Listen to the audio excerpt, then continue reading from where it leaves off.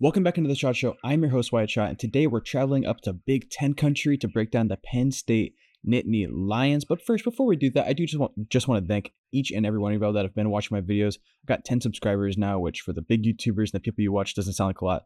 But for someone like me who's just making these videos in his childhood bedroom on his break from college, it really does mean a lot that all of y'all are watching. You're coming back to watch these videos. So thank you so much. Now, let's break down Penn State, okay? They went 13-3 last year, college football semifinal appearance, arguably the best year under James Franklin, right? And hey, if I ask non-Penn State fans, like just the general college football public, what year do you think James Franklin's going into? Personally, when I was doing research for this, I thought he's going into year 8, maybe year 9, and no, he's going into year 12. It feels like yesterday he was winning games at Vanderbilt that he wasn't supposed to. But now, like I said, you have arguably the best year under James Franklin yet. And this is the thing, okay? All the critiques that you could have about the Penn State program that you had like over the past decade, you can still make them because the path for Penn State wasn't the hardest. And I'm not knocking Penn State for that, okay? They played the teams that were in front of it. They beat SMU. They beat Boise State. They almost beat Notre Dame, okay? But for the haters, they still got plenty of fuel because they still haven't beat a top 10 team, and they've only won I think they're 4-20 in top 10 against top 10 teams in the James Franklin era, 4-16 versus Ohio State and Michigan. And so there are still plenty of question marks for this team, even though they accomplished so much last season. And if there's a year to do it, it's got to be this one. Okay. There's no clear-cut number one team in college football this year. Every single team has key questions. Okay. Like serious questions. Penn State's only question this year really is, will the program get over the hump? Not like will the individual team, like how will they replace 4 of their 5 offensive line starters? How will their brand new quarterback break in? How will their completely overhauled defense break in? Like, no, they don't have those problems. It's just a program issue. You know what I'm saying? And so if not this year, then when? And so to get into this team and what makes them so good, bringing back a quarterback is huge in college football, but especially nowadays. It's always been huge, but like in the modern era of college football, returning a quarterback for his 3rd year is huge. And returning Drew Aller for year 3, he has a lot of questions to answer for himself, okay? He has not been consistent. He has not been that 5-star talent throughout his career, but he's got all the tools to do it, man. He has elite tools. His production outside of Tyler Wharton targets was disappointing, and he has to do a better job of pushing the ball downfield. And I think that with the guys that they brought in at wide receiver, he'll be able to do that. But before he can pass the ball, the guys up front protecting him have to be good, and they are. They're only replacing 1 starter from this past year. This should be a strength of the team, and they're going to, hey, if Drew has time to throw the ball, these receivers have time to get open, and then whenever you're not throwing it, the running backs, Katron Allen, Nick Singleton, some of the best in the country are gashing you. Having this returning offensive line is so huge for this Penn State team if they want to make a deep push in 2025. Replacing Tyler Warren is impossible, okay? You don't just replace Tyler Warren. You can make up for him in the aggregate. Like, you can have 3 tight ends combined for like 80% of his production, but you're not going to just plug and play a new Tyler Warren. Everything he did for that team was you can't really quantify it even with all the numbers. You had him taking snaps at quarterback and doing all kinds of crazy stuff. So replacing Tyler Warren, what's it going to look like? Who are going to be the guys, multiple, that are going to replace his production? What I think is going to happen, I think the wide receiver room is finally going to replace some production in the tight end receiving category. They went hard in the portal for wide receivers, okay? They completely overhauled the room. The 3 transfers that they brought in are expected to start, and that is Kyron Hudson from USC, Devontae Ross from Troy, and Trebor Pena from Syracuse. That was the guy who commanded that big NIL hauling, like $2 million, and Fran Brown at Syracuse said, no, sir, you can transfer. And it was a very public ordeal, but he ends up at Penn State, and he's a very good receiver. He had over 900 yards receiving last year, but what I think the X factor of this receiving group is Devontae Ross, okay? He has the potential to really explode on the national scene. I think people are aware of Hudson and aware of Pena because of like the NIL stuff, but Ross is coming off of a 1,000-yard receiving season and a 13-touchdown season, and no one's talking about it. Now, I understand that he was at Troy last year.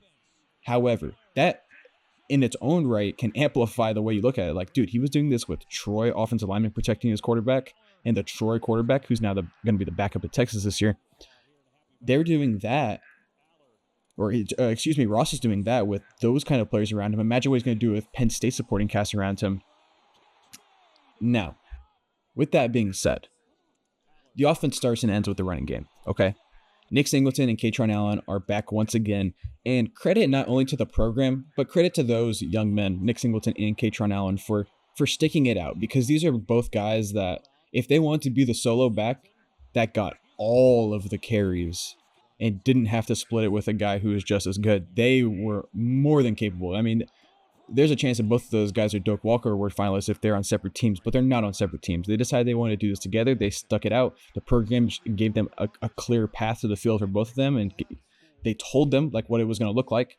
And major respect to the program and those two kids for sticking it out. And now, because of them being together, they're going to have a chance to be really special in 2025 once again. These are guys that are going to play in the NFL for a long time.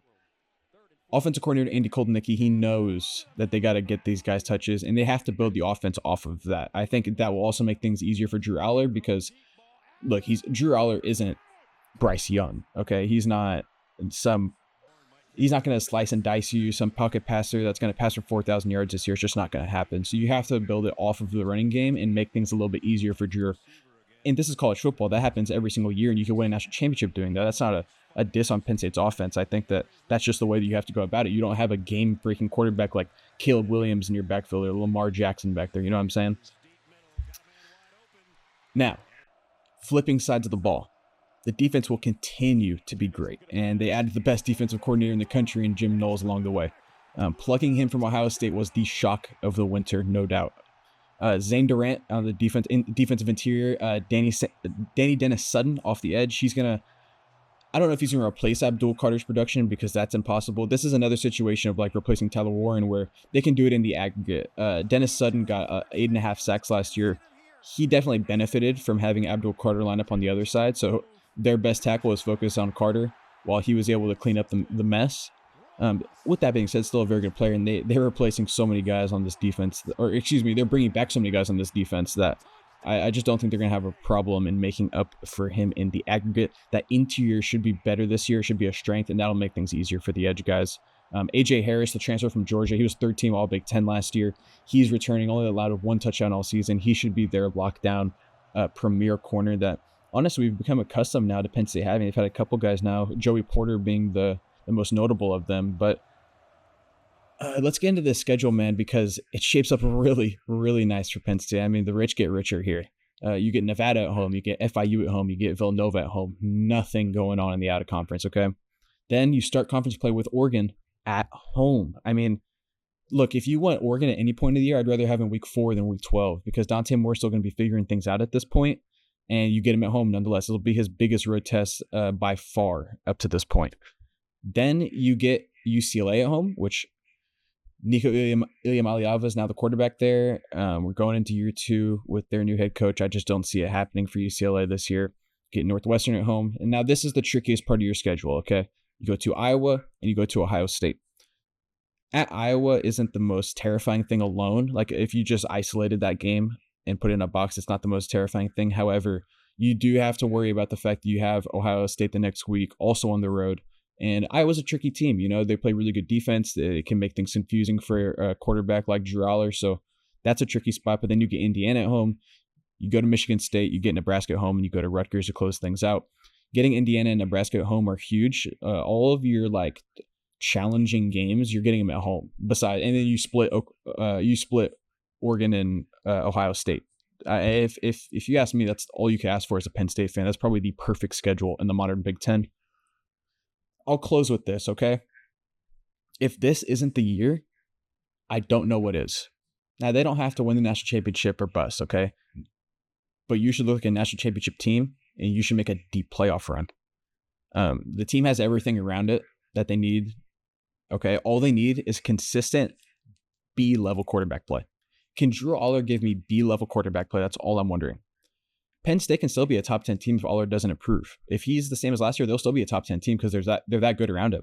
But they're not trying to just be a 10-win team. They're trying to be a national champion. And to be a national champion, he has to grow into his potential. This is the most complete team in the Big Ten and potentially the entire country. So Drew Aller, the pressure's on you. Don't mess this up. Thank you so much for watching, guys. I mean, really, I had a lot of fun making this video. I think Penn State's a really fun team. Stay tuned. I'm going to try to crank out a couple more videos because heck, you look down the road and we're looking at 3-4 weeks before the season starts. So we got to get these videos cranking out. I'm going to do some conference like overlooks and some predictions maybe. So stay tuned for that. Thank you so much for watching, and I'll see you in the next one.